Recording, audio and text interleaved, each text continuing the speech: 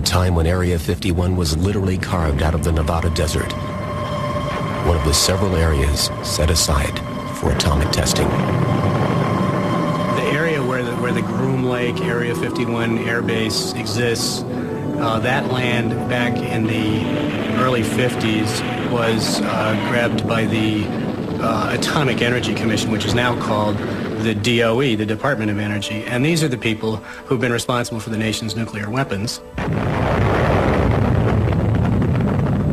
And they needed somewhere to test them. And south central Nevada there is a place that no one cared about very much at all. This is not contested ground. And on old maps, if you look at old maps of this area, Atomic Energy Commission maps, you will see it divided up into areas. These are big boxes.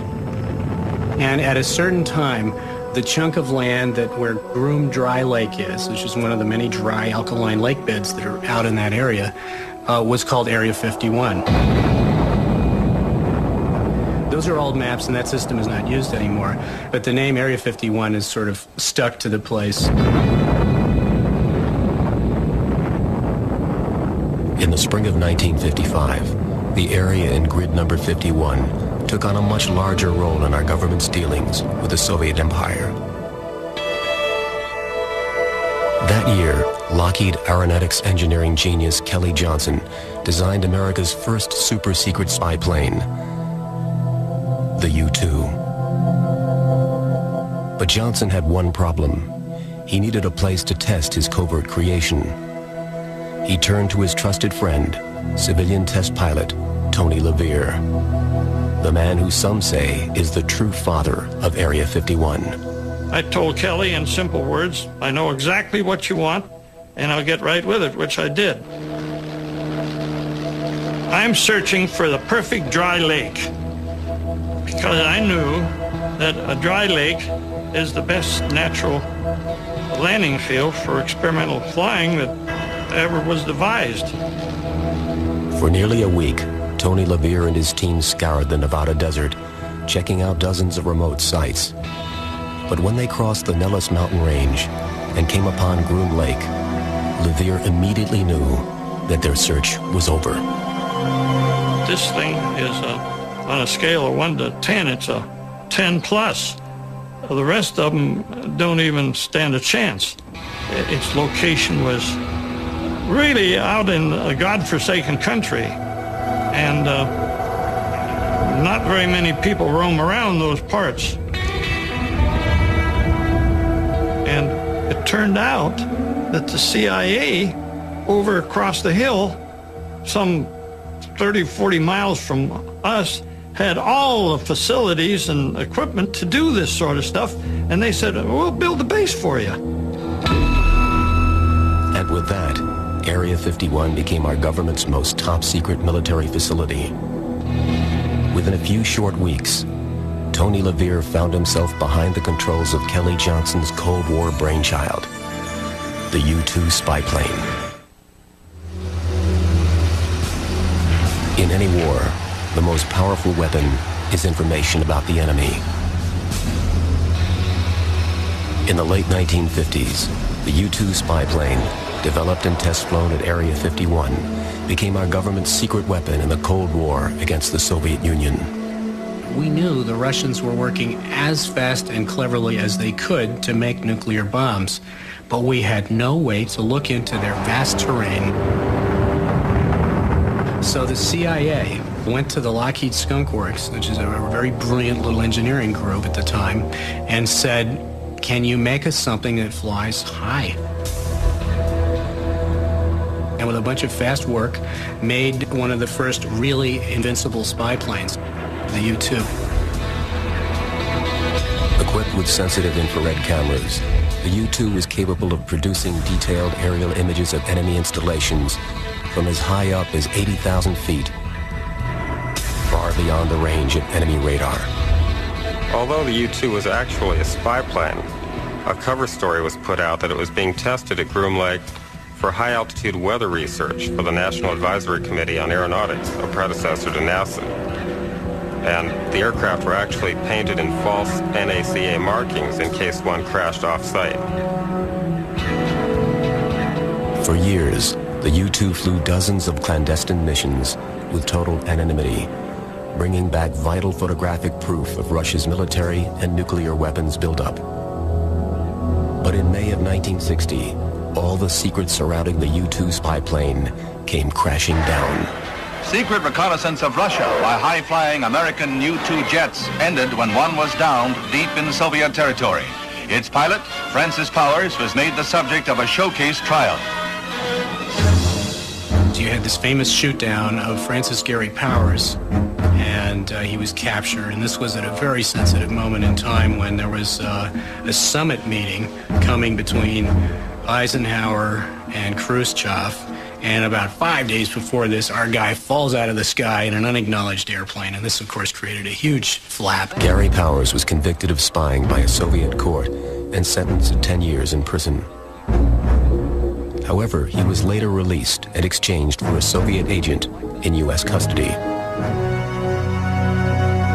There's no question in my mind that the intelligence that they got on Russia probably kept us out of World War III. But the U-2 was just the first of many top-secret aircraft to be developed and tested in the desert skies over Area 51. After the U-2 program was completed, they used the Groom Lake facility to test the A-12 spy plane, which is capable of flying in excess of Mach 3 at altitudes above 80,000 feet. This was the predecessor to the SR-71, Blackbird. Still flying today, the Blackbird pushed the envelope of supersonic aerodynamic technology. Like the U-2, the SR-71 Blackbird was used for high-altitude military reconnaissance. But as enemy technology advanced, and even our most sophisticated aircraft became vulnerable, the clandestine projects at Area 51 took on an urgent and surprisingly new direction. According to some experts, a very different kind of aircraft was being tested in the dark skies above Area 51. It turns out that various agents of ours were able to procure Russian military hardware. This means entire MiG fighters, radar, air defense systems, etc. Obviously, certain people in certain governments and militaries behind the Iron Curtain were corruptible, and somehow the stuff ended up at Groom Lake. And there were squadrons of guys called Red Hats, who were American pilots who flew MiGs. Possessing your enemy's weapon and taking it apart is hugely useful to you. This is a great coup. And it turned out that was an important thing going on at Groom Lake. That was really a highly kept secret. But Russian MiGs and the Red Hat Squad weren't the only secrets being kept at Area 51. When you follow Groom Lake into the 70s, then you start getting into the era of stealth. And this is when the HAV blue planes were developed and tested at Groom Lake. They call them technology demonstrators. And the idea was, hey, we figured out that you can really manipulate radar reflections by having these flat, faceted surfaces so the thing looks like somebody's diamond ring, but is it going to fly? Well, okay, you better build one and try that out before you order a whole bunch of these. And the HAV blues were little 2/3 size, kind of hand-built jobs that prove, yes, you can make these things aerodynamic and controllable, and you can make them extremely hard to see on radar. And at the same time, another really weird program, which was just declassified, called Tacit Blue, which is just an ugly device. It looked like a cross between a loaf of French bread and a snow shovel. And what these guys were trying to do was figure out compound contours, going beyond the flat, faceted stealth shapes and getting into smooth, like your car body has nice rounded curves on it. From the HAV Blue and Tacit Blue projects, emerged the technology for America's most top-secret aircraft to date.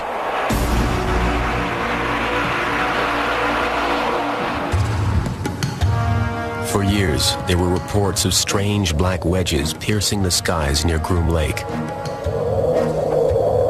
and rumors of a stealth aircraft decades ahead of its time.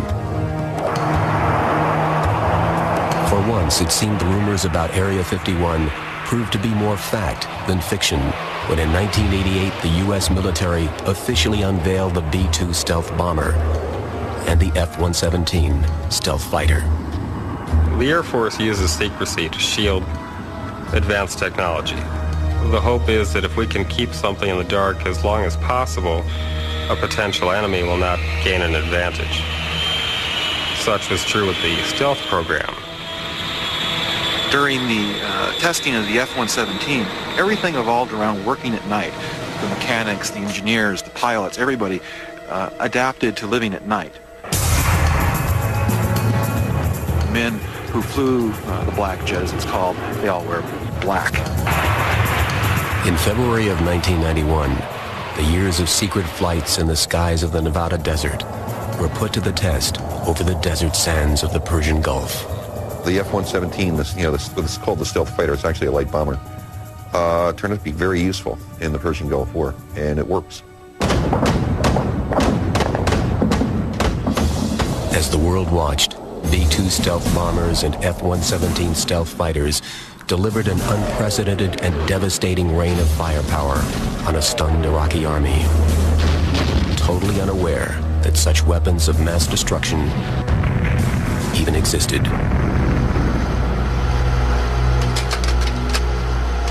And today, the secrets of Area 51 continue. Rumors persist of a highly classified hypersonic aircraft known as the Aurora. Aurora is the name that we researchers give to very fast aircraft which have been developed and tested under black programs. Although no published photographs of the Aurora exist, there is no shortage of visual interpretations of this alleged high-tech spy plane. Based on revolutionary propulsion technology, this aircraft is said to fly at 6 times the speed of sound and can attack with pinpoint accuracy. This is a pretty substantial step forward in aviation technology. What it means is you've taken a very big step towards true global warfighting. You have put down the basis for technology which allows you not only to perform reconnaissance missions, but to perform precision strike anywhere in the globe within a very few hours of the decision to go.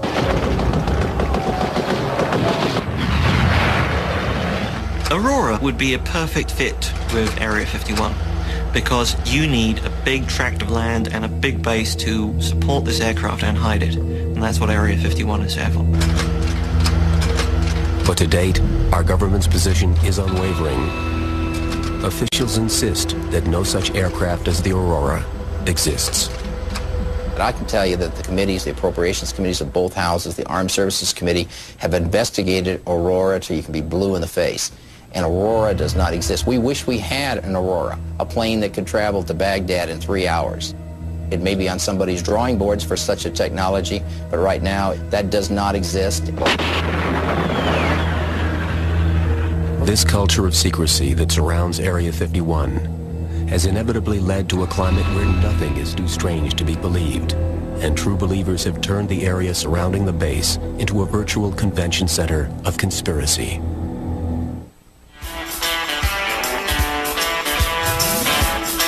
The one thing I guess that a lot of people should understand, that Nevada has the one and the only extraterrestrial highway in the world.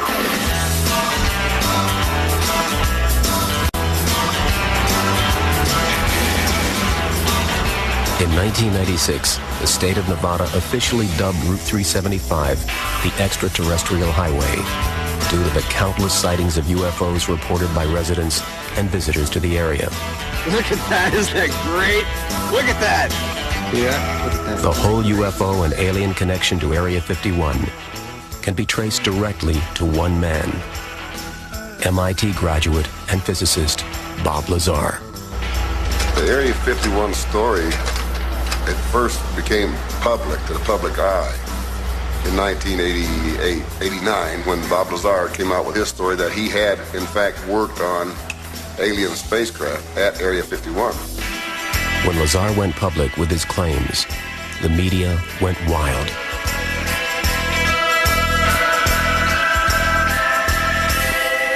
It took me 7 or 8 months to talk him into sitting down for an interview. And when we finally sat down, he told me the most incredible story I've ever heard as a journalist. That he worked at an area called S4 south of Groom Lake, that the facility was built into the side of a mountain to make it disguised. The hangars were disguised to look like part of the mountain. That inside this mountain were a series of 9 different hangars, and inside each of the hangar was something that looked like a flying saucer. He saw one of them fly in a test flight. While at the base, he was allowed to read several briefing documents which indicated that these were of alien origin. So it was a pretty fantastic story. But Bob Lazar's claims did not convince everyone. He may have seen something that he kind of portrayed as being alien because maybe it didn't fit his normal description of what would be a Department of Defense or Department of Energy piece. I've been out there. There is no UFOs, there's no aliens, there's nothing like that there. This is a top secret facility, but not for that type of thing. The Bob Lazar story can leave one very schizophrenic. There's a lot of good evidence that he's telling the truth, but my sense is that things did not happen as Lazar says. But whatever you want to make of Bob Lazar, he is the springboard that just launched this spooky base into the public eye. Within months, thousands flocked to the Nevada desert to search for strange objects in the sky. It looks like it's floating, but it's changing shape. The concept of visitations by extraterrestrial beings has become a large part of popular culture. It's drawn hundreds, perhaps thousands of visitors out to an area of the desert that ordinarily would be avoided by most sensible people. That's Bald Mountain. On the other side is Groom Lake. Not surprisingly, reports of UFOs and bizarre creatures from other worlds became almost commonplace. Another bright star. Holy sh**. Come here, look at this. No, it's not. It's got 2 lobes on either side, 2 very distinctive lobes on either side of it. Come here and look at it through this. Come here. It may be that people want to believe that we're being visited by beings from an advanced civilization. There's supposed to be some nasty ones here now, reptoids. The rumor is, allegedly, they're coming from 100 million light years out. They're making that time jump. That's what I saw, yeah. It's cool. That is so cool. The sudden interest and influx of tourists into the area helped transform the nearby town of Rachel, Nevada. Once just a tiny dot on a map, Rachel has become a mecca for believers and non-believers alike. People come out here in a search for the meaning for life. They want answers to things they can't find anywhere else. Many of the curious drop by the Little Alley Inn to escape the desert heat and swap stories of close encounters of every kind. I don't think there's a day goes by that we don't hear something from somebody. A lot of people have actually worked at Area 51, and they have told me that they worked with beings who were from another planet. And they said there's more than one kind. A large and a small-nosed gray, a reptile, an orange, a blue, and the humanoids. I don't think that there's yet a complete story on what may be over that hill.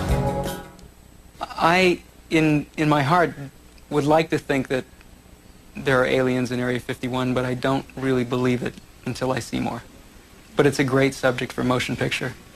As executive producer of the blockbuster sci-fi thriller Independence Day, Bill Fay encountered a rather odd official response when he sought the military's technical support in making the film. We had a meeting with all the branches of the military and Department of Defense representatives, and they said, we really like this script. You know, this portrays the military in a very good light. We like pretty much everything about it except for one thing. We want you to take out all the references to Area 51. We're sort of surprised. We weren't sure where that was coming from. The whole point of the film is playing off on the mythology of Area 51, and that really strikes a chord with people, obviously. So it's something that we couldn't possibly change. I mean, it was an integral part of the story, and we sort of told them that, and they said, okay, we can't help you. Why is the military so concerned about aliens and Area 51? Ironically, in August 1997, after decades of denials about everything from the U-2 to the Aurora, the CIA made a shocking admission. There was a CIA report released that admitted that the Air Force has used UFOs starting from the 40s, 50s, 60s on to the present as a cover story for some of their activities. According to the CIA's official statement, thousands of UFOs reported by eyewitnesses were merely covert test and reconnaissance flights. When you compile a log of the flights of the historic U-2, the SR-71 and its predecessor, and Tacit Blue, which led to the development of the stealth fighter, the hero of the Gulf War, you will have all of the UFO sightings in Area 51 accounted for. But why allow the rumors of UFOs and aliens to run so rampant? The CIA spends over half of its budget in counterintelligence and disinformation activities. The idea being, if we can tie up the enemy and get them to waste their energy and resources chasing down things that don't exist, then that's a way that we can get an advantage over them. So if you dismiss these claims as being claims of UFOs, people will not investigate them further. It was a very clever cover story. Many believe that the recent admission by the CIA is nothing more than their latest bit of disinformation intended to cover up the truth about UFOs and Area 51.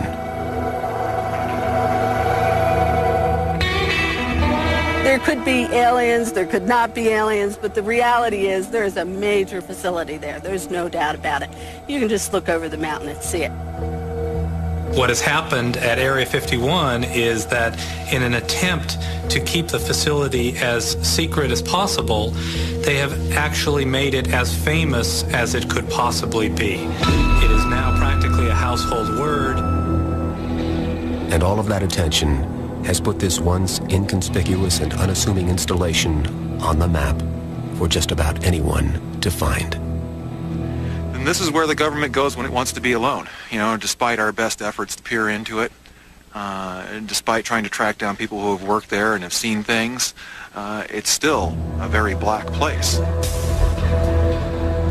Locating the top-secret facility is fairly simple, but getting inside is an altogether different matter. There is no fence surrounding the Groom Lake area. There is a border. It's poorly marked, but it is defined by a number of orange posts. It's ringed by mountains. It's very hostile. If you're out here during the summer and you don't drink a couple gallons of water a day, 2 or 3 days, you're dead. And if Mother Nature isn't enough to deter the persistent trespasser, then the ever-present and far-reaching security system usually does the trick. Behind me right now are 2 men who are security guards for the secret base, Area 51. They're up there watching us, watching everything we do. They have high-powered binoculars. There are several remote TV cameras along this ridge line. The whole area is sewn with magnetic sensors and electro-optical trip sensors, and perhaps they're even listening to us right now. The area around the base, even on public land, is laced with road sensors to detect vehicles traveling on the dirt roads back in the backcountry outside the base. So the security guards know you're coming. Some claim that the security technology is so advanced that the folks at Area 51 can even smell you coming. It is rumored that the perimeter is laced with sophisticated sensors capable of distinguishing odors emitted by humans from the distinct smells of other desert creatures roaming the area.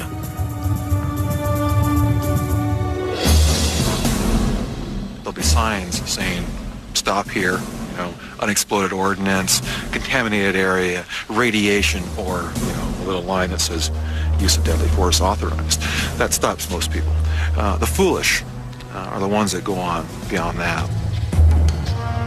People start coming down in Jeeps and four-wheelers, and all of a sudden they're presented with a couple of guys with automatic rifles, and they get resentful that they're told to go back up the road, and if you turn around, you could be shot.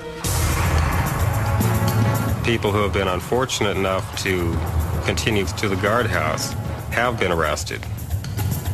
Inevitably, they are tackled, thrown to the ground. They get their necks stepped on, get hogtied, and hauled off to the Huskow. And held for long periods of time and had to pay hefty fines, as well as having to sign away rights to talk about what they'd seen, even though they hadn't seen anything because they never got anywhere near the base. In recent years, the new attention being lavished on Area 51 has resulted in tighter security and an ever-expanding perimeter. There used to be two mountains that you could look down into Area 51. One was Freedom Ridge, just right up there where the security patrol is looking down on us, and over that hill right there was Whitesides Mountain, 11 and 12 miles away respectively. You had a really nice view, but the Air Force requested and was granted a 4,000-acre withdrawal that took those two mountains and made them the restricted area. So now those places are off limits, and we have to go 26 miles away to Tickaboo Peak. While millions of dollars and man-hours are spent keeping people out of Area 51, the government also goes to great lengths to get people in. We're at what's known as the Janet Terminal. This is where the vast majority of the workers at the Groom Lake base park their cars and fly in a private fleet of aircraft to Area 51. Located on the northwest corner of the main commercial airport in Las Vegas, the Janet Terminal is the employees' gateway to Area 51. There dwells a fleet of Boeing 737s. They're white and they have a red stripe on them. And these planes load people who show up and park their cars in a secured parking lot, and they wait in the little terminal until it's time to go. These aircraft are owned by the Air Force, but when they're referred to on FAA frequencies, they're known as Janet, just like another flight might be known as TWA 123. These are known as Janet 123. Like nearly everything else concerning Area 51, the origins of the name Janet given to these flights and the terminal itself is a mystery. And what on the surface appears to many to be just normal activity can be perceived by trained eyes quite differently. Everyone that you see get on these planes is conspicuously casual. This is a mixture of civilian workers and military workers. You can't tell the difference. You don't see any business suits. You don't see any military uniforms. You just see people in baseball caps carrying duffel bags. The rule at this facility is keep it low-key, and it's so low-key that it draws attention to the place. So these Janet airplanes peel out of Vegas just like any other plane would, except they go north. And in fact, the Janet airplanes are responsible for a lot of heartfelt UFO sightings because some of them fly at night and some of them start coming in around 4:30 in the morning. And if you stand up on some of the hills we used to stand on before the land was grabbed by the military, you could see the landing lights of one of these planes coming in, and due to the approach path and the angle that you're at, etc., you see an extremely bright light coming at you for maybe 5-8 minutes that is almost still, but not quite still. And this is like, that's got to be a mothership from Zeta Reticuli, right? No, it's a 737. And the Area 51 employees who don't like to fly go by bus. In inconspicuous vehicles that travel to the Groom Lake facility on a daily basis. What exactly happens after employees arrive at their destination is, of course, a secret, protected under strictly enforced national security regulations. All workers who go to Groom Lake are required to sign secrecy oaths promising that they will never disclose anything that they've seen or heard out there or tell about the work they've done. The problem with a base that doesn't exist is that it doesn't have to obey the public laws. A base that doesn't exist doesn't have to worry about worker rights. It doesn't have to worry about environmental laws. If workers can't even talk about it, and the government won't admit it exists, then who is accountable when something goes terribly wrong?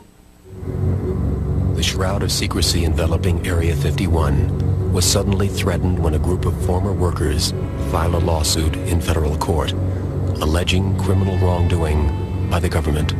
The Area 51 litigation is very serious because it involves allegations not just of criminal conduct, but allegations that criminal acts were knowingly committed under the veil of secrecy, and that those criminal acts may have resulted in the deaths of 2 people and the injuries to a large number of other workers.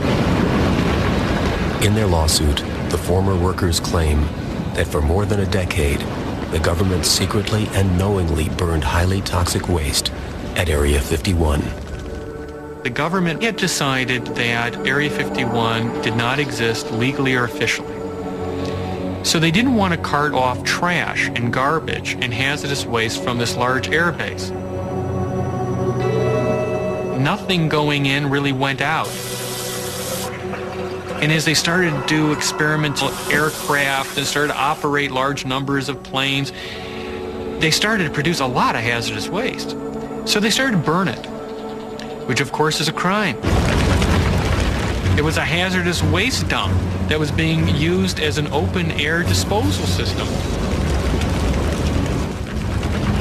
In August of 1994, Helen Frost filed a lawsuit on behalf of her late husband and 6 other former employees of Area 51. They too had been forced to silently suffer with similar conditions. But right from the start, attorney Jonathan Turley knew he was fighting an uphill battle. Even when we filed this case for the first 2 hearings, the government refused to admit the existence of Area 51. Now, this is a base that you can see from public lands. This is a base that has pictures taken of it. The Russians, under treaty, are allowed to fly over it. And you've got these Department of Justice lawyers saying, well, we can't admit or deny the existence of this base. And I'm looking at them, and I'm saying, I'll drive you to the damn base, Judge. I can point at it. On September 29th, 1995, after more than 4 decades of official denials, the U.S. government actually, for the first time, acknowledged the existence of Area 51 within the documents of Presidential Determination number 9545.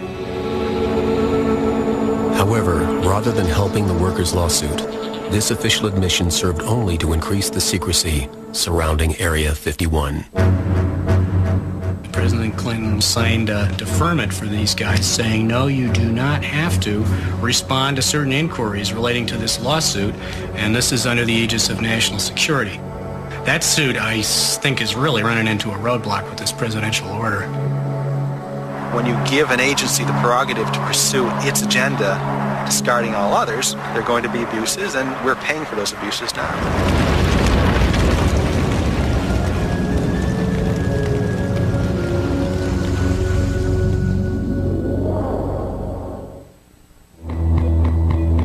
The recent controversy surrounding Area 51 may now be a moot point. An article written by Jim Wilson and published in Popular Mechanics came to a rather surprising conclusion that Area 51 has been moved. The proof for the decision to move Area 51 is absence of activity at the site. The ongoing reports we would receive of strange lights in the sky suddenly began to diminish. The number of sonic booms that were reported began to diminish. What had been happening there had very clearly stopped happening. Suspicious of the sudden drop-off in activity, Wilson decided to investigate firsthand and drove to the Groom Lake facility, where he found no one. Complete emptiness. I drove along the road leading to the Groom Dry Lake bed. and drove up so far that I actually came to a fence delineating the bombing range area. Nobody up there. Went to the town of Rachel to check in on some friends who had helped us with previous stories. They weren't there. From this point on, we began to just do some basic detective work. And we asked ourselves some questions in terms of, where would you move a base? In his article, Wilson claims that the top secret projects, personnel, and equipment that were housed at the Groom Lake facility had been transferred to an abandoned missile launch complex in Utah and 2 other military installations in Colorado. According to Wilson, the move was prompted by 2 major factors. One of them, radioactive contamination, the result of extensive nuclear tests conducted during the 1940s and 50s. They're now beginning to discover that from the underground test, many materials are actually moving upward through the rock strata, which was something that was never anticipated. There would be times at Area 51 when the facility would have to be evacuated for several days due to radioactive fallout. The site is a very dangerous site, and quite simply it isn't safe to conduct these operations. The second reason Wilson offers for the abandonment of the Area 51 facility is the changing focus of high-tech military projects. The United States Air Force has subtly changed its mission. It has moved from being an air and space force to being a space and air force. The next generation of secret craft will be ones that are capable of flying in space. In order to do this, you need a different type of launch facility, and you also need support facilities that would be very expensive to duplicate.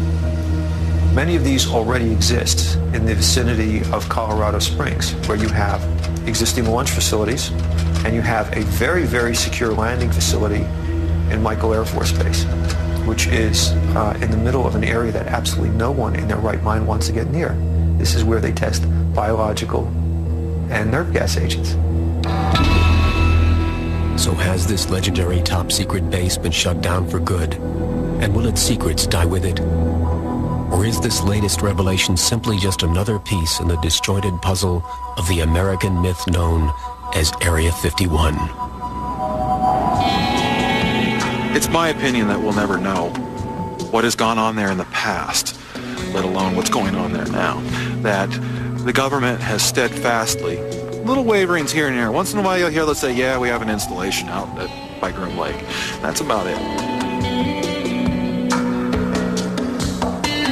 I think that a lot of the tension surrounding Area 51 would be reduced if the government simply gave the base a name, said that they were doing secret projects there, and left it at that.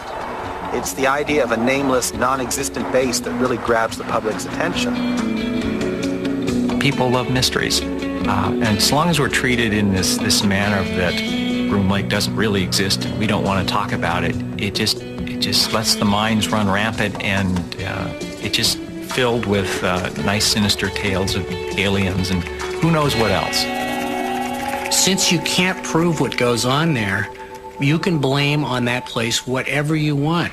JFK's hooked up with it. You know, Elvis is there. Whatever you want. It's a perfect blackboard upon which to write your dreams and your fears. Government still has projects which are sensitive, and the public's right to know doesn't necessarily include everything. I don't mind them test flying the Aurora or whatever aircraft they are out of Groom Range. It's the other things that have accompanied it, hidden behind that picture. Are we alone? To this day, the inhabitants of planet Earth have looked to the stars for proof of other life. But the truth isn't out there, it's in here. Since World War II, the British government has been watching us, watching the skies. Buried in the vaults of the Ministry of Defense are thousands of reports on UFO sightings, some left unexplained. But now, after decades of secrecy, the files are being released. And for the first time, the truth about Britain's UFOs is revealed. A near mid-air collision. I can't speculate on what it was, I really can't. I mean, I don't know to this day what it was. A World War II bomber's close encounter. I don't talk about it too much to people, only close friends. An unidentified object caught on radar. And new evidence on one of the most celebrated UFO cases, the Welsh Roswell. If it could be shown that any UFOs were extraterrestrial in origin, people's entire belief system would fundamentally change. Strange, unexplained stories that leave many wondering if there really is life out there.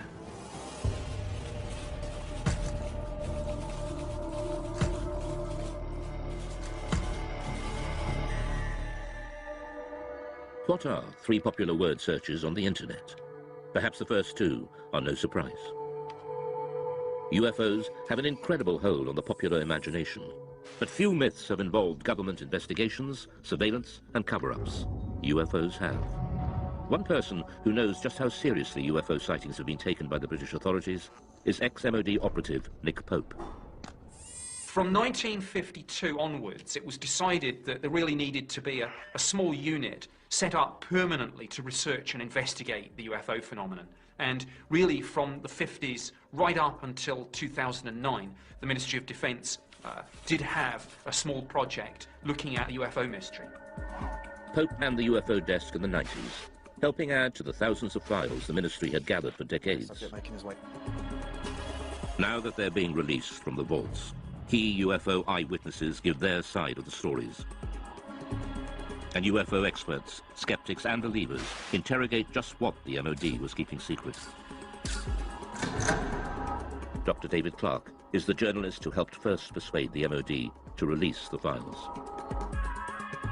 If you look in the files, there are thousands of unusual things people in the sky from right across the British Isles. There's absolutely no doubt that people see things in the sky that they can't identify. They always have done.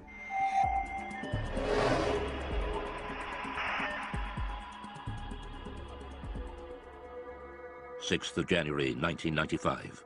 2 experienced pilots of a Boeing 737 carrying 60 passengers from Milan to Manchester report a near collision.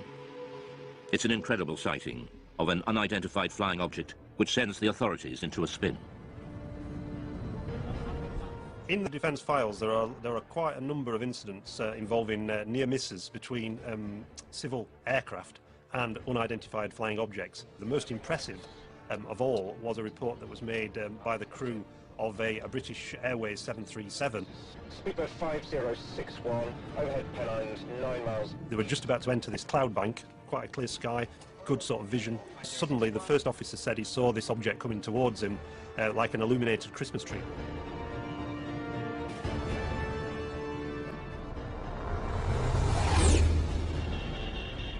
What the hell? It was so low in its approach and so close that he automatically ducked, thinking there was going to be a collision. This thing just zoomed past, and immediately he turned to the captain and said, "Did you see that?" The captain said, "Yeah, I saw it as well." Immediately the pilots radioed into Manchester Control Tower. There's a lot of concern amongst air crews about what damage could be done to the reputation if they became known as, the crew that see flying saucers. So it was interesting in this case that despite that, these 2 air crew decided that when they landed they were going to file an official air miss report. So that would then trigger a full detailed investigation by the Civil Aviation Authority, which is exactly what happened. For the first time, the MOD files show how this extraordinary incident sparked a full-scale investigation conducted by aircraft near-miss investigator Anthony Booth. Well, it was unusual for a start because it was the only one in my memory in 7 years of working in that particular department that I'd actually dealt with something like this. We could talk to the pilots, both the pilots. We would go through looking at radar recordings, RT transcript recordings of the voices of the pilots, recordings of what Manchester Air Traffic Control had to say. We just looked at anything that might shed some light on what this object might have been. The pilots now refuse to talk publicly about the near crash, but the MOD files recall what they told Anthony Booth at the time. My attention was initially focused on the glare shield in front of me, but I was diverted by something in my peripheral vision. The object had a number of small white lights, rather like a Christmas tree. The high speed of the object, although unable to estimate its distance, it was very close. There's a transcript of the conversation between the captain of the 737 and ground control. This is Speedbird 5061. We just had something go down the right-hand side, just above us, very fast. And Manchester immediately come back and say, well, there's nothing seen on radar. Was it an aircraft? Well, it had lights. It went down the starboard side very quickly. Manchester say, and just above you? Just slightly above us, yes. Manchester then advise them to keep an eye out for anything, but they can't see anything at all. It must have been very fast. So we'll go down very quickly after it passed you, I think. Okay, well, there you go. The Manchester control tower could not find any radar signal. To radar expert Doug Robb, this is extraordinary. It says the likelihood of such activity escaping detection is remote, as the area is well served by several radars, and any movement at the levels in question would almost certainly have generated a radar response. Nothing was seen. So what was it that avoided radar detection? The MOD files show that the investigators and pilots considered all the possibilities. It was a hang glider. At night, he's suicidal. Hang glider would not be picked up by normal radar, no. Comment? No, I don't think so. A meteor could be detected on re-entry if the radar was looking exactly in the right direction as that piece of debris went past at some speed. Military? Maybe, but I didn't recognise it. But we're near a major airport. It would have shown up on the radar response. Spy plane? I don't think so. Didn't look like a stealth. Stealth aircraft would not be picked up by normal radars. If a spy plane is being kept secret, it's not going to be flying where people can see it. And certainly nowhere near airliners. UFO? That'd be daft. I don't know. These pilots are not lying. They did have an unusual experience, which to them remains baffling.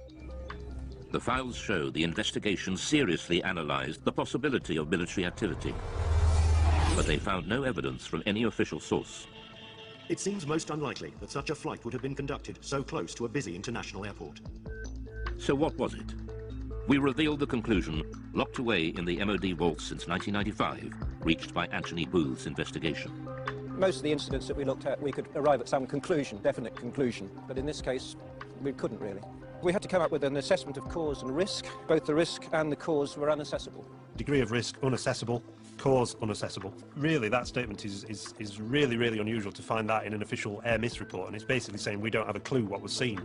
They'll say back at BA. I think they might rib us about this one.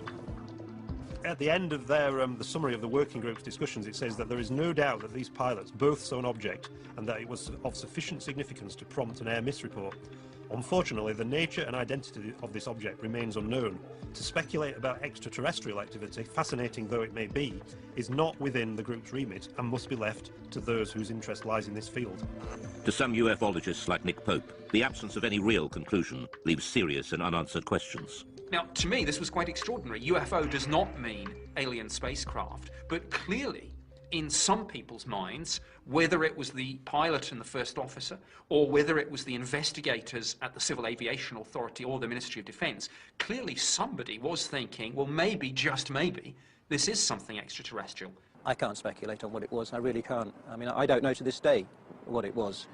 All I know is that we can't assume we know everything in this day and age.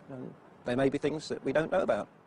The Manchester near-miss investigation shows just how seriously unexplained sightings were taken by the MOD.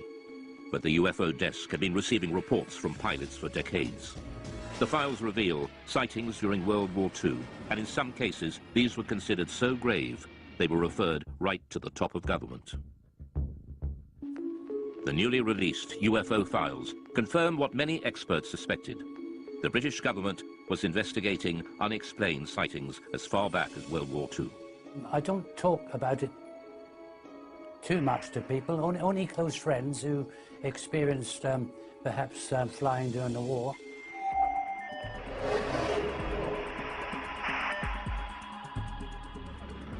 Spring 1944. Britain was engaged in heavy bombing raids over Germany. Rumours of strange, unidentified missiles were getting through to top command. Considered a threat to public morale, the MOD files reveal that the order to keep them secret came right from the top. Sightings, such as the one seen by gunner Bernard Dye. Now I have here a personal wartime diary. I'll read you an entry which I wrote on the 26th of April. Operation Essen. 300 aircraft raided Essen. Dye then recorded the most extraordinary sight. By unidentified objects, which I describe as just red balls of fire. This is the first time Bernard Dye has spoken on television about what happened that night. We left the target area and we were heading back towards Mildenhall, our base. We were heading across France. Everything appeared to be peaceful. Suddenly I saw 3 balls of fire coming up from below and reported this to our pilot, Arthur Horton, on the intercom. A few seconds afterwards, the rear gunner, Brian Harper, he observed 2 more red balls of fire. Immediately, Arthur was a bit perturbed, and were they fighters? No, not fighters, Arthur, just balls of fire coming towards us. I said to Arthur, no, evasive action, corkscrew, starboard, go, go, go.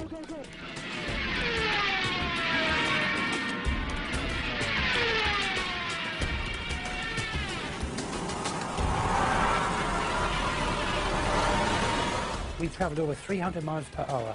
The aircraft was shaking like a leaf, and still they were following. The pilot was getting worried about burning the engines up. Engineer, Dave, what about the engines?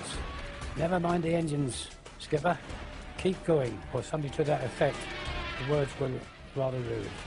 It certainly gave me and the crew the willies to see them.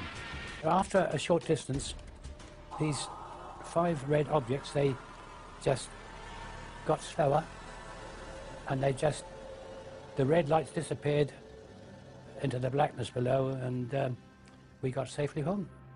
Well, when we got back to Mildenhall, our base, you know, each crew was interrogated by intelligence officers, and they just laughed at us. And this upset the pilot, and, you know, he said, you wouldn't bloody well have been laughing if you'd have been sitting with us in the aircraft. What did Gunner Bernard Dye think they were? Didn't know what to think, but I thought they were just a new weapon that the Germans had invented. Bernard Dye was not alone. Other World War II aircrew had also reported unexplained sightings, and we now know that at least one of these reports was suppressed, and the order to do so came right from the top. Wartime Prime Minister Winston Churchill was so terrified the report would leak out, he ordered a 50-year blackout. Mr. Churchill declared that the UFO incident should be immediately classified for at least 50 years, and its status reviewed by a future Prime Minister. Churchill's order referred specifically to a late World War II sighting made by a British aircrew returning from a reconnaissance mission over Germany. The files record, my grandfather was present during a debate about an unexpected incident experienced by an RAF bomber crew. The MOD files show that the story originates from the grandson of Churchill's bodyguard, who had been present at an urgent meeting between the Prime Minister and the US commander of the Allied forces, General Eisenhower, who discussed the incident together. He was writing in to see if the ministry could confirm this story, that this guy who was the bodyguard was present at a discussion between Winston Churchill and Eisenhower about a mysterious incident when the crew of a Royal Air Force reconnaissance aircraft that had seen this metallic object that had appeared by the side of their aircraft, and it followed the aircraft, and it behaved in a way that was completely unexplainable in terms of it being, you know, a German aircraft or any other sort of Nazi flying machine that they were aware of. A leading aircraft expert was also at the meeting. He dismissed any possibility that it could be a missile, since a missile could not suddenly match its speed with a slower aircraft and then accelerate again. Churchill was determined this would go no further. Another person at the meeting raised the possibility of an unidentified flying object, at which point Mr. Churchill declared that the incident should be immediately classified. But the file goes further. One extraordinary line explains just how fearful Churchill was of public reaction to this UFO sighting, if it ever got out. This event should be immediately classified, since it would create mass panic amongst the general population and destroy one's belief in the church. But the files also reveal that this wasn't the first time Churchill had got embroiled in UFO sightings. In October 1912, there was sightings of mysterious lights in the sky over the dockyards at Sheerness in Essex. Winston Churchill was the First Lord of the Admiralty, and he had to look into this, and Churchill had to admit in Parliament that he couldn't explain what had been seen. The files show that even after the war, Churchill took a personal interest in unexplained sightings. In the aftermath of the sightings in Washington, D.C. in 1952, that made all the news headlines, Winston Churchill again became interested and sent the memo to the Secretary of State for Air. What does all this stuff about flying saucers amount to? What can it mean? What is the truth? Let me have a report at your convenience. Until now, Gunner Bernard Dye never knew there were other World War II sightings that Churchill wanted kept secret at such a critical time in the war. We showed him the newly released MOD file on Churchill. Well, after reading this report, it sounds, you know, really identical to what we witnessed and saw that night. I haven't heard of this before, but it doesn't surprise me that he was told about it, because things happened during the war years, and there were other objects obviously appeared. It's interesting that during the 1940s there were a very large number of sightings reported by aircrew, and there are various Royal Air Force files at the National Archives that detail some of these reports. Rocket phenomena they were described as, but they were never able to explain them. And at the end of the war, when they debriefed some of the Luftwaffe pilots, they said that they'd seen very similar things themselves, and they thought they were Allied secret weapons. So is there an explanation as to what the aircrew saw? Dave Clark has his own theory. They just thought that it was a combination of misperception on part of the aircrew. They were expecting enemy action because they were so charged up on adrenaline. UFO or not, the files show that the World War II leaders were desperate to keep such sightings away from the public. The next file reveals how, even decades later, the government was still panicking about UFOs.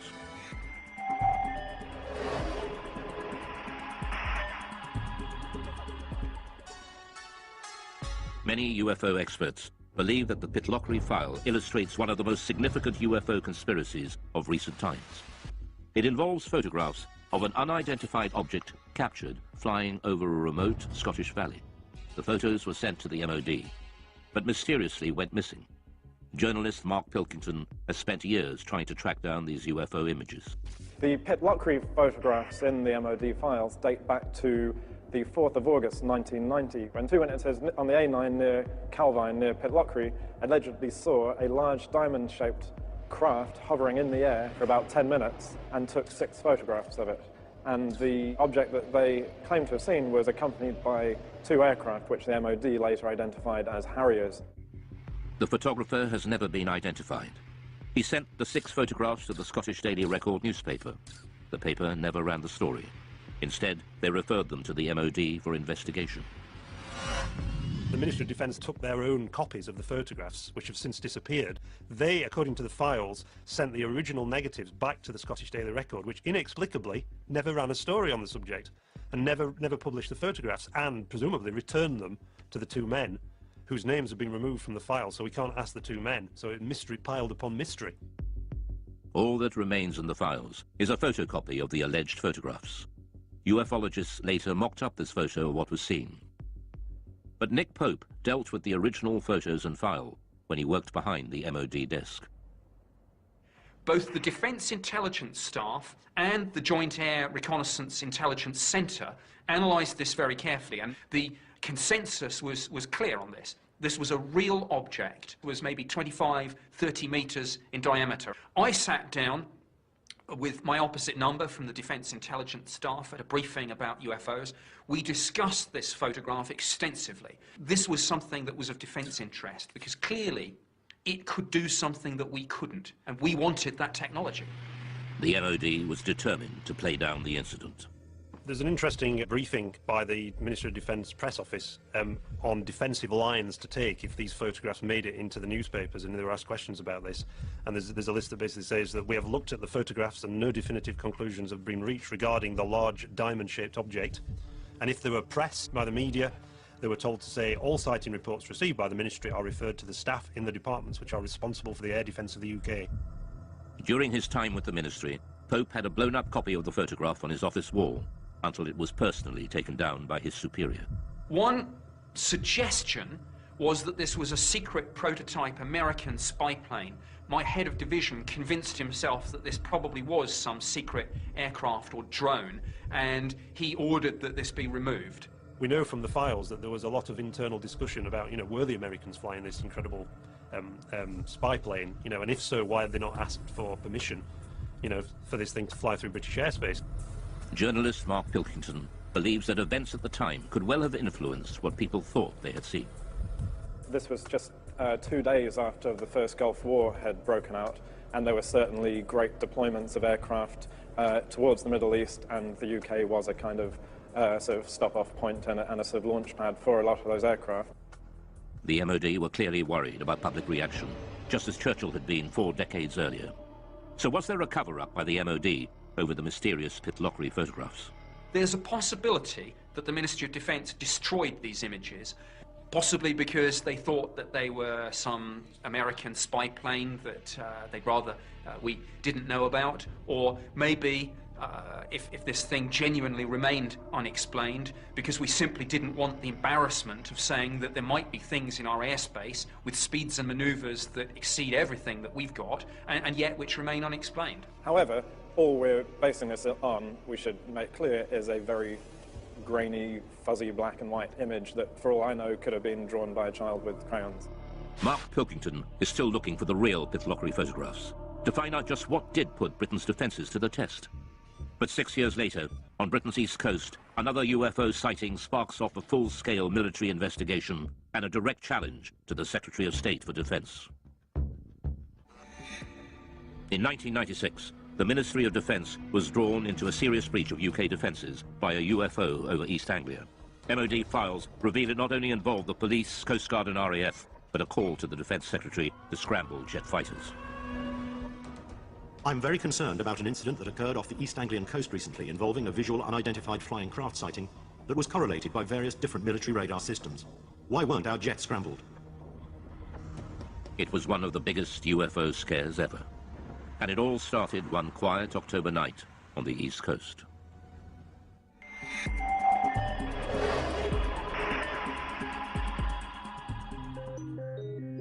It was the police officers, actually, who phoned in the first reports. There's an extract from that. In the early hours of the morning, the police are saying we can see a red and green rotating light in the sky directly southeast from Skegness.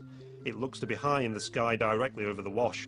Very nice. The patrol officers reported the sighting to the station sergeant.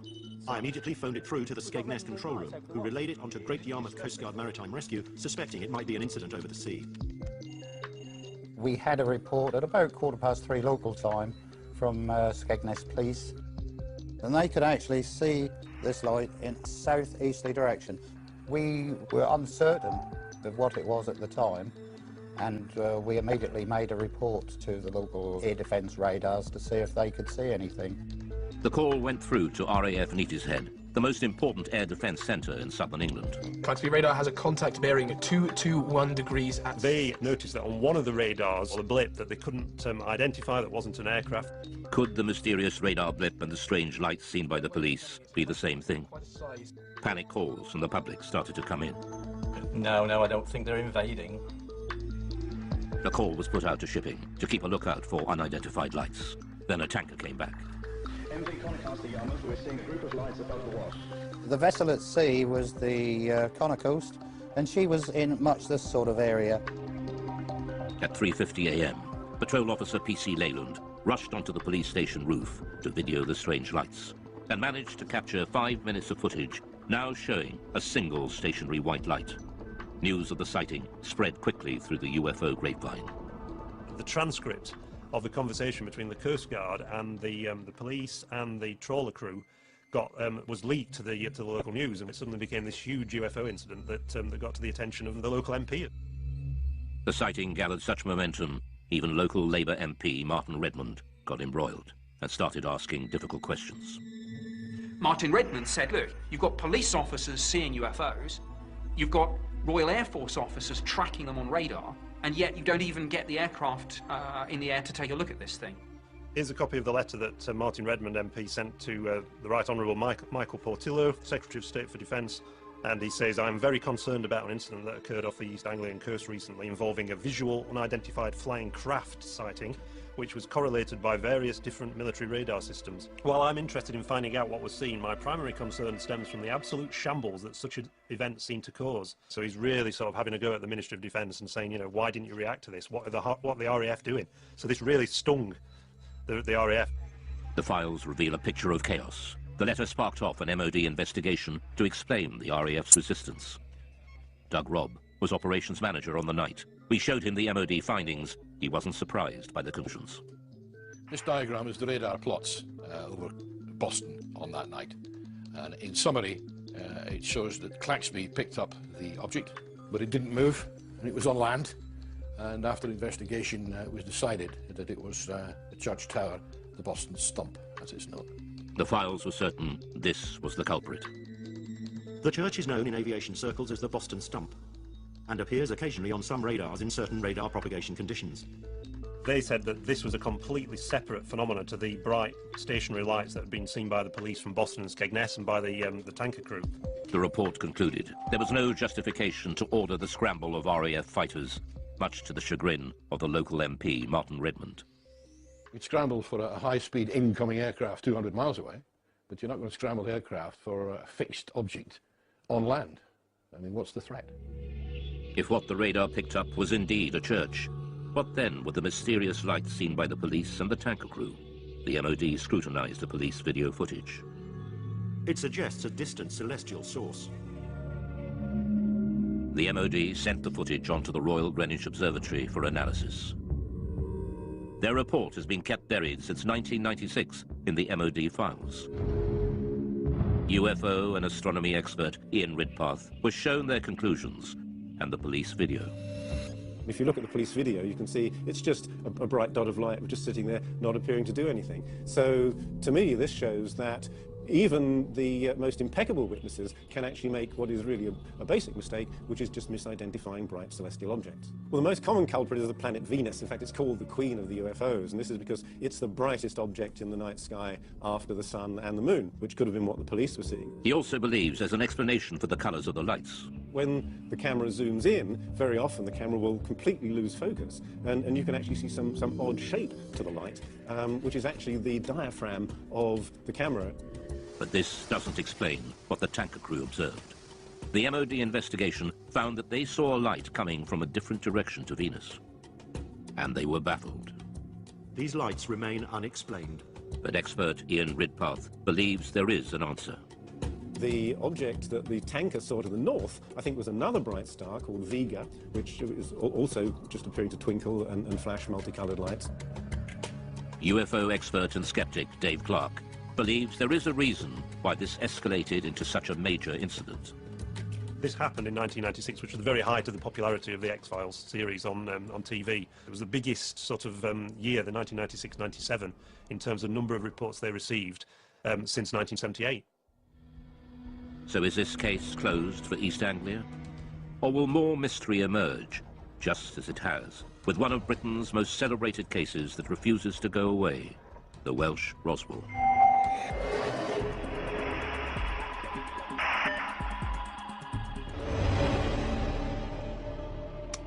In 1974, in North Wales, thousands of people experienced a violent earth tremor and lights were seen falling from the sky. Some ufologists believe a UFO crashed, and there's been a cover-up ever since of the Welsh Roswell. Oh, a heck of a bang, yes. Oh, yes, it's like a tremor it was in the house, shook the houses, really new houses.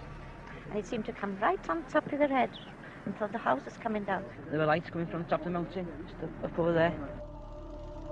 24th of January 1974 at 21:50 GMT. 5 bodies spectacularly incandescent were observed traversing the sky.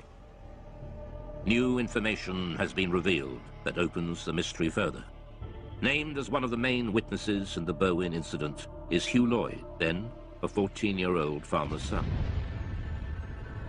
Just after 8:30 p.m., Hugh's family felt the massive earth tremor.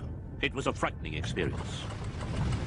Almost 40 years on, Hugh still remembers that day as if it were yesterday. It was like this thud, and straight away the whole place started shaking very violently. The light flickered in the lights in the picture on television, snow on the screen. But we were all frightened. We didn't have a clue what it was. And Enoch said it must be an explosion, and then the phone started ringing. Hello? Like neighbours, phoning to ask, did you feel that? And then roughly about 20 minutes, there was a knock on the door. And there was a police officer there. And he said, we've had reports there's a plane crash that's come down on the Berwyn, and we'd like to commandeer your Land Rover to go up there. Me being 14, I said, well, Enoch, you better drive it.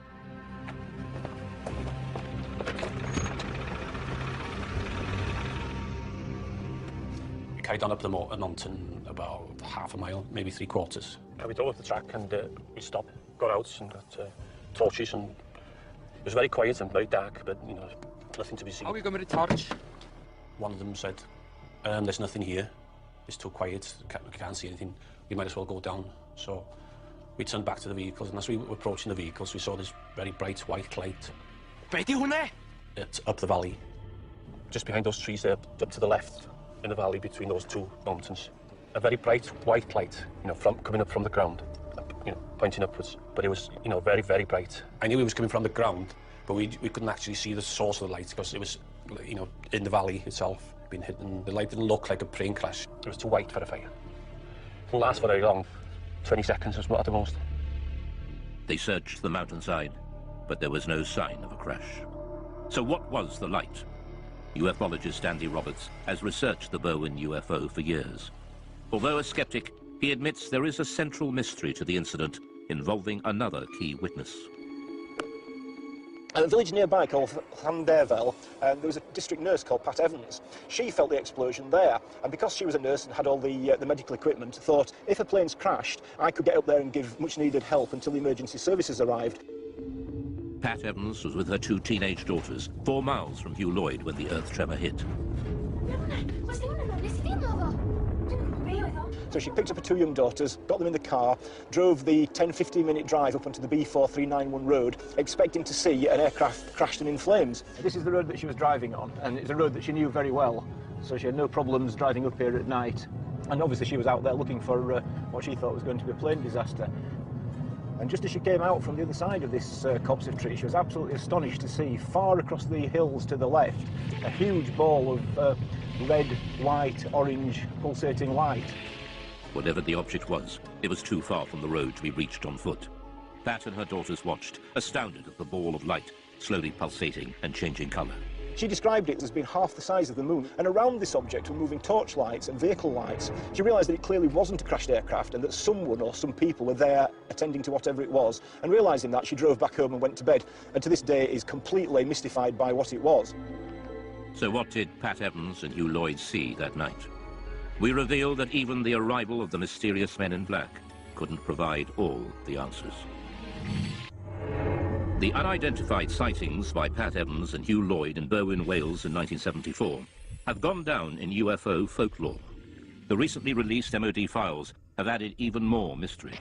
Researchers from the British Geological Survey were quickly dispatched to Berwyn to investigate an earth tremor that had registered 3.5 on the Richter scale. Immediately after the earthquake, we were getting a lot of reports, some of them rather complex ones about lights in the sky, lights on the hill. So I brought a small team of people down to ask the local people around here what they'd seen, what they'd heard, what they'd felt. The British Geological Survey team have become known in Berwyn legend as the Men in Black, as they were dressed in dark suits, official-looking, and were going door to door. Some people seem to think the whole event was rather suspicious and that we, simple scientists from the Geological Survey, had something to do with suspicious events around here. Files containing Chris's notes recall his interview with nurse Pat Evans, who saw the unidentified light. I have here the notes that I made when I talked to Pat Evans. She felt the shaking, but also she was very concerned about lights that she saw in the sky. She thought there was a big red light, like a glowing red fire. This is a copy of one of the maps that we, with our team, used when we were going around the area talking to people, and we were able, therefore, to put on the map exactly where we got that interview from, and therefore exactly what that person saw, heard and felt. This British Geological Survey map, buried in the vaults, is a revelation. It shows the anomalous lights seen by Pat Evans and Hugh Lloyd both appeared in the same small area of hillside at the same time. Ufologist Andy Roberts returns to the same spot on the mountainside where Pat and her daughters saw the UFO, and where Pat Evans told her story to Andy Roberts in 1998. When I brought Pat Evans up onto this mountain road in 1998 and she told me her story then, I photographed her, and the photograph that I took showed her pointing to where she saw what she saw in 1974, and judging by this photograph she was pointing over there, and which we know is where the police and farmers were searching that night. Pat Evans was on the Llangannock to Welshpool Road, which is just, well, just beyond the forestry there. So if she was there, she probably saw the same lights as we saw. You know, because just dead in line. I'm sure, I'm nearly positive that's the same lights as she saw. The recent files show the MOD's explanation for the sudden explosion and mysterious lights. Subsequent search of the hillsides in question revealed no sign of impact, however. The Meteorological Office considered that these sightings could have been occasioned by a bolide, that is to say a meteor which enters the Earth's atmosphere and burns up before reaching the ground. A private investigation done on behalf of the British Astronomical Society concluded, however, that the meteor may in fact have disintegrated over Manchester and that its appearance was preceded at 8:30 p.m. by an earth tremor in the Berwyn Mountains with which it has no connection. So they were saying again, these are two things that happened coincidentally on the same night. You've got a meteor burning up in the atmosphere and also you've got an earth tremor. So is this incredible coincidence, two separate natural phenomena, a meteor shower and an earthquake happening simultaneously, in itself a complete answer to the mystery? Many UFO believers think not. They believe the files fail to answer the big question, what was the source of light Pat Evans and Hugh Lloyd saw on the ground? So what Pat saw is an absolute mystery. I don't think it's a UFO for a minute, although it is an unidentified something. It appeared to be on the ground. If anything, it's an unidentified grounded object. But it's a mystery. So in and amongst all the hype about aliens and extraterrestrial crashing, in amongst the truth and the fact about an earthquake and bowline meteors, what we have is a mysterious sighting of a stationary, large, glowing object on the ground for at least 10 minutes. So is this case closed for Berwyn? There are still many unanswered questions. The Berwyn Mountain incident is, I think in many people's minds, it's not case closed. Some people believe that the release of these files is itself disinformation and that the Ministry of Defence is still covering up some great secret truth about UFOs. The MOD has agreed to release all the UFO files over time. But will all the secrets be revealed? It seems that the public is not ready to give up believing just yet. For some people, UFOs are with us for a long time to come. Well, until the real ones show up. Some people suggest that this drip feeding of information to the public about UFOs is